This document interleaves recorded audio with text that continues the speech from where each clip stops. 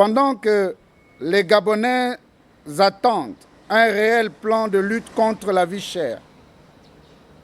l'insécurité galopante et les tracasseries qui leur rendent quotidiennement la vie difficile,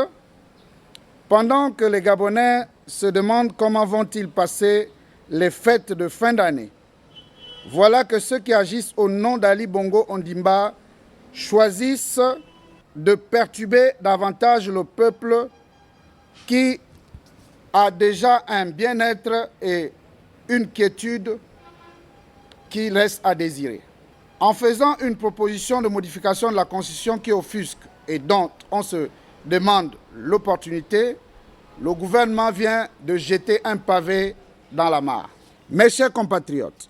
lors du Conseil des ministres du 18 décembre 2020,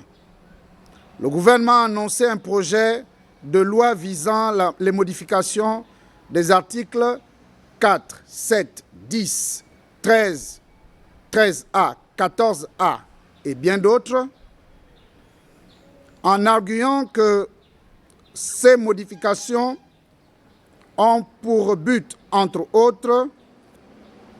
d'affirmer la volonté de combler le vide juridique lié à certains événements majeurs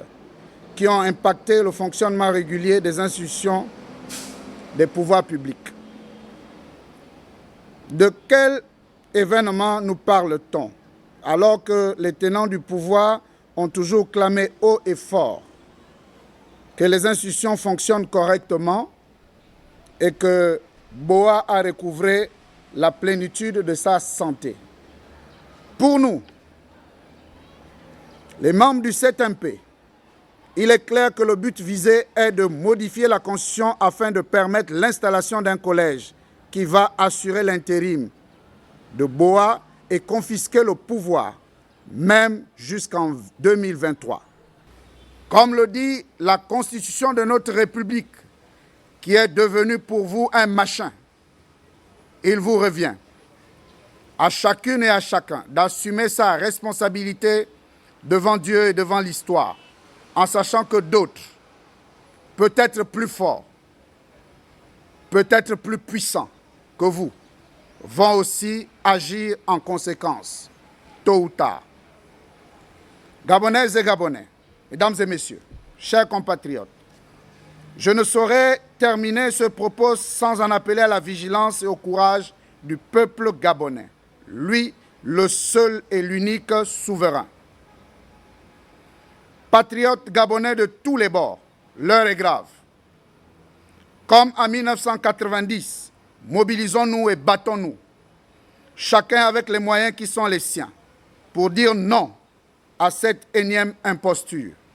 pour dire non à cette énième insulte, pour dire non à cette énième provocation. Souvenons-nous du message que nous a laissé Gregory Ngouamita, un des braves, dignes fils du Gabon,